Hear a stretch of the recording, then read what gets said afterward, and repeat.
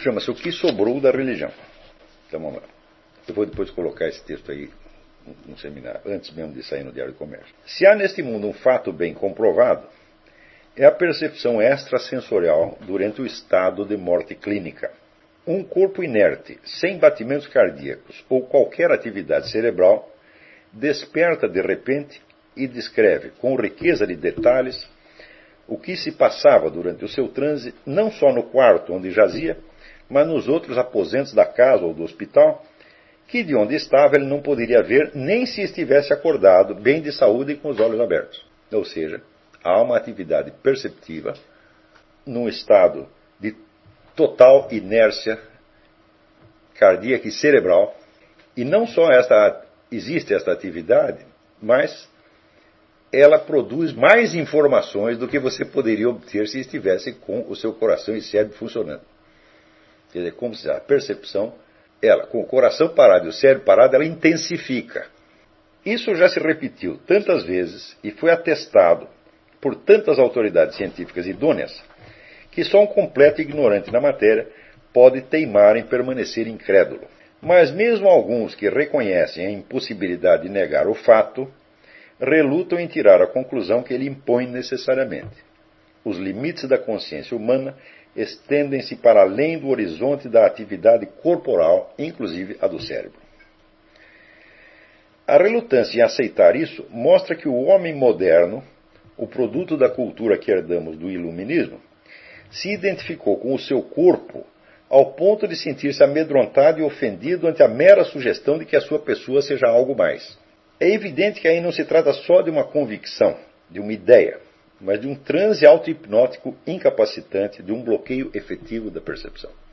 O que eu estou dizendo aqui é que a cultura moderna, com esse negócio de mente e corpo, na medida em que esta concepção, vamos dizer, dualística e redutiva se impregnou na cultura, ela também se impregna nas almas individuais. E ela forja, então, uma imagem do eu baseada em mente e corpo. Tá certo? E a partir da hora que você se convenceu de que você é isto, é muito difícil tirar você de dentro dessa jaula e mostrar que você é algo mais. Quando as pessoas tentam fazer isso, elas entram, às vezes, em especulações ou tentativas que são enormemente desastrosas. Uma delas é a de você fazer exercícios espirituais, vamos dizer, que te desliguem do corpo e te coloquem num outro plano. Ora, se no mesmo instante em que você está tendo esta existência corporal aqui, você existisse num outro plano que está desligado do corpo, preste bem atenção, você não teria uma identidade, mas teria duas. Se existe uma outra identidade sua separada do seu corpo, você é duas pessoas e não uma. E é por isso que inumeráveis práticas espirituais, entre aspas, enlouquecem as pessoas. Mas ainda tem outros exercícios que dizem que você precisa destruir o ego. Destruir o eu. Eu digo, mas escuta, mas se eu destruo o eu, quem vai contar a história para mim mesmo? Quando terminar a minha experiência. Outros ainda acham que você tem que domar o corpo, negar as necessidades e os apetites dele, para você desenvolver uma outra dimensão que se chama espiritual. Tá certo? Isso às vezes dá um resultado um pouquinho melhor, porém, a partir do momento em que você acredita que você dominou o seu corpo, então você adquiriu um poder. Como você poderia, agora que você se tornou mais poderoso, como você poderia ser, por exemplo, humilde perante Deus e reconhecer a sua total nulidade perante Ele? Então quer dizer que na medida que o sujeito se dedica a esse ascetismo, ele desenvolve quase que necessariamente uma espécie de orgulho que vai cristalizar e condensar um negócio que ele chama de sua alma, como uma dimensão superior que agora domina o corpo. Quer dizer, a alma está colocada perante o corpo como um domador perante uma fera. Né? Eu digo, e aí também, naturalmente, você é duas pessoas. Né? Porque o seu corpo quer uma coisa, a sua alma quer outra. Se você é um sujeito molenga, preguiçoso, como todos nós somos, você segue o corpo. Se você é um cara durão, você segue a alma e manda o corpo calar a boca. E sai muito orgulhoso do que você fez. Mas nesses dois casos você é duas pessoas. Portanto, o problema da unidade está, em vez de estar resolvido, ele fica piorado aí, né? E é isso que eu chamo um bloqueio efetivo da percepção. Quer dizer, se você chegou a vivenciar a sua pessoa como um bicho de 2 andares, composto de corpo e pensamento, ou corpo e mente, tá certo? Você está bem arrumado. Esse estado é implantado nas almas pela tremenda pressão anônima da coletividade, que as mantém em estado de atrofia espiritual, mediante a ameaça do escárnio e o temor imaginário, mas nem por isso menos eficiente, da exclusão.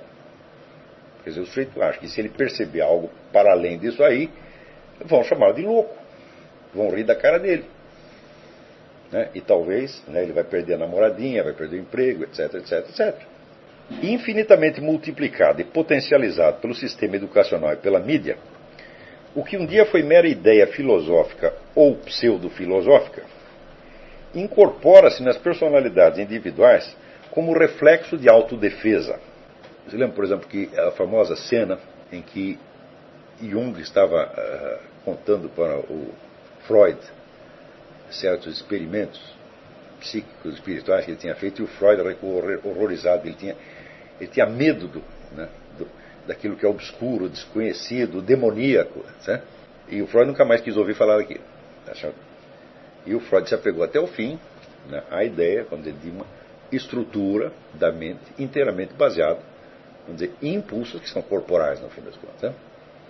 Você tem o princípio do prazer, ele tem um princípio de autodefesa. E os dois se opõem e brigam entre si. Então quer dizer que ele reproduz no plano de uma mente totalmente material o dualismo de mente e corpo. Incorpora-se nas personalidades individuais como reflexo de autodefesa e, na mesma medida, restringe a autopercepção de cada qual ao mínimo necessário para o desempenho nas tarefas imediatas da vida socioeconômica. É tudo uma profecia autorrealizável. Se a evidência avassaladora da percepção extracorporal é negada, não é só porque as pessoas não acreditem nela, é porque se tornaram realmente incapazes de vivenciá-la de maneira consciente. Vivem alienadas da sua experiência psíquica mais profunda e constante, encerradas num círculo de banalidades no qual o triunfalismo cultural e científico da mídia popular infunde uma ilusão de riqueza e variedade. O mundo real no qual essas pessoas acreditam viver é o dualismo galilaico-cartesiano, já totalmente desmoralizado pela física de Einstein e Planck, mas que a mídia e o sistema escolar continuam impondo à alma das multidões como verdade definitiva. Tudo o que existe nesse mundo são as coisas físicas e, em cima delas, o pensamento humano, as criações culturais. De um lado, a realidade dura da matéria regida por leis supostamente inflexíveis, nas quais se fundamenta a autoridade universal inquestionável da ciência. De outro, a pasta mole e dúctil do subjetivo, do arbitrário, onde toda opinião vale o mesmo. Dessa esfera subjetiva, entre aspas, faz parte a religião, também entre aspas, que é o direito de crer no que bem se entenda, com a condição de não proclamá-lo jamais como verdade objetiva ou valor universal. Nessas condições, o próprio exercício da religião torna-se uma caricatura grotesca. Tanto quanto o ateu, o homem religioso de hoje acredita piamente na existência de uma esfera material autônoma, regida por leis próprias que a ciência enuncia, só de vez em quando rompidas pela interferência do milagre, do inexplicável, do divino, tudo isso entre aspas. Por mais que a filosofia esculhambe com o Deus dos hiatos, aquele que só age por entre as brechas do conhecimento científico, sempre restando a esperança entre os ateus de que o inexplicável de hoje seja explicável amanhã, por mais que a filosofia esculhambe com o Deus dos hiatos, ele é o único que restou no altar das multidões de crentes. Oficializada pelo establishment governamental, universitário e midiático, a rígida separação kantiana de conhecimento e fé tornou-se verdade de evangelho para a maioria das almas religiosas, embora ela seja em si perfeitamente herética à luz da doutrina católica. A doutrina católica, ao contrário, sempre insistiu no crede ut intelligas, intellige ut credas, quer dizer, crê para compreender e compreende para crer. Né? Mas depois do Kant veio aqui. Entender é uma coisa, ter fé é outra completamente diferente. Né? É novamente perfeitamente herética à luz da doutrina católica, interpondo um abismo infranqueável entre dimensões cuja interpenetração, ao contrário, é a própria essência da concepção cristã do cosmos. É novamente a profecia autorrealizável em ação. A percepção mutilada do eu individual corresponde a uma religião mutilada e vice-versa. Quando digo percepção mutilada, estou afirmando taxativamente que a imagem do eu como algo que reside no corpo, ou que, em casos extremos, se identifica com ele, é fantástica, ilusória, doente. Ela impõe à consciência limitações que não são de maneira alguma naturais, muito menos necessárias. Todas as tradições espirituais do mundo, todas as disciplinas sapienciais, começam pela constatação óbvia de que o eu não é o corpo, não está no corpo, mas de certo modo o abrange, como o supraespacial transcende e abrange o espacial. Este é balizado por certas relações matemáticas que em si não estão em parte algumas do espaço. Mas uma coisa é compreender isso por pura lógica, outra bem melhor é poder constatá-lo no fato vivo da percepção extrasensorial em casos de morte clínica. Bastaria a rigor um único episódio desse tipo para dar por terra com a balela de que o cérebro, isto é, o corpo, cria a cognição, o pensamento, a consciência. Mas os episódios são milhares, e o desinteresse dos crentes por esse tipo de fenômenos, mais estudados por ateus, adeptos da New Age e budistas do que por católicos, protestantes ou mesmo judeus crentes, denota que a mente religiosa já se conformou com um estado de existência diminuída, em que a alma supracorporal, condição fundamental do acesso a Deus, só passará a existir no outro mundo, por alguma transfiguração mágica da psique corporal, em vez de constituir já nesta vida a nossa realidade pessoal mais concreta, mais substantiva e mais verdadeira, presente e atuante nos nossos atos mais mínimos, como nas nossas vivências mais elevadas e sublimes. Então, aqui eu estou dizendo o seguinte. Primeiro, em outras épocas, e isso está fartamente documentado, qualquer sujeito que usava a palavra eu, ele se referia à carreira inteira da sua pessoa neste mundo e no outro. Ou seja, a sua dimensão imortal já estava presente ali. E é disso que falava quando dizia eu. Porque, veja, se só existe mente e corpo, e a sua mente consiste inteiramente em conceitos que você tirou da experiência sensível, articulados por algumas formas lógicas, então esta é o que nós podemos chamar de sua mente carnal. Se você só tem o corpo e a mente carnal, e isso é tudo que tem hoje, inclusive os religiosos só têm isso, não concebe mais nada. Então, meu filho, como é que você pode ir para o céu e para o inferno? Quem vai para o céu e para o inferno não é a sua alma carnal, é a sua alma imortal. Se a alma não é imortal, ela não vai nem para o céu nem para o inferno. E aonde está a sua alma imortal, meu Deus do céu? Ela não está nem no corpo nem na mente. Mas quando você usa a palavra eu, você está referindo a corpo e mente. Então, quer dizer, você não fala mais em nome da sua alma imortal. A sua alma imortal não faz parte do seu eu. E quando você vai lá confessar seus pecados, não é sua alma imortal que está confessando, é sua alma carnal. A qual em si, a rigor, ela não pode ter pecado nem santidade. Só a alma imortal pode ter essas duas coisas. A alma carnal, ela só existe na esfera material e na esfera cultural. Então ela pode cometer delitos, por exemplo, quer dizer, coisas que as outras pessoas dizem que são ruins. Como que a alma imortal, a alma mortal, carnal, a alma cerebral, por assim dizer, poderia se relacionar com Deus? O que ela pode ter a ver com a eternidade? Absolutamente nada. Porque se o nosso ser se reduz a isso aí, bom, a ideia de conhecer a Deus, de ter visão de Deus, é totalmente estapafúrdia. Você vê, quando você lê, por exemplo, a Divina Comédia de Dante, você vê que foi uma obra que não causou nenhuma estranheza quando foi publicada. E ela mostrava, então, vamos dizer, o trajeto que uma pessoa, guiada, primeiro por Virgílio e depois por São Bernardo, fez entre os vários planos de realidade, os vários mundos, desde o inferno até o céu, passando pela terra e o purgatório. Quer dizer, esta era a dimensão inteira a que as pessoas se referiam quando elas diziam eu. Todo mundo era assim. Né? Não havia concepção materialista, não havia Galileu, não havia Descartes, não havia dualismo de corpo e mente, não tinha nada disso. Você tinha a realidade de um ser humano que, de algum modo, era sensível ao seu destino pós-terrestre. E que existia, então, vamos dizer, na tensão permanente entre todos esses planos de realidade enormemente afastados entre si. E isso não estava na cabeça dos filósofos, estava na cabeça de qualquer um.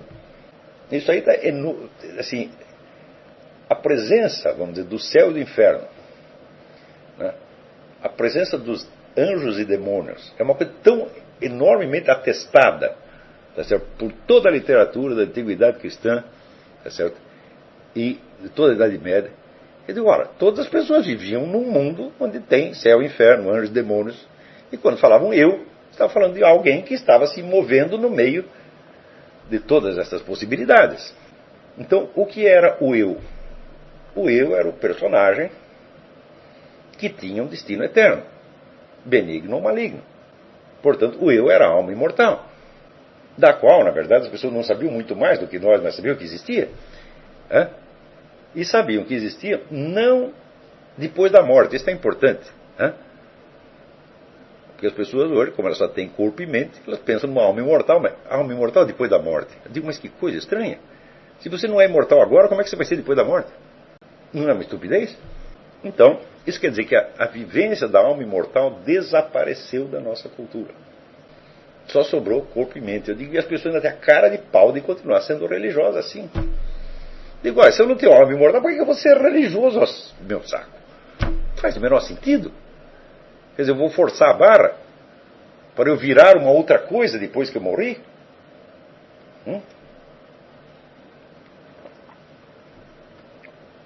Então, estes experimentos, estes fenômenos de percepção extrasensorial durante o estado de morte clínica, eles nos dão uma pista para você recuperar esse sentido da alma imortal.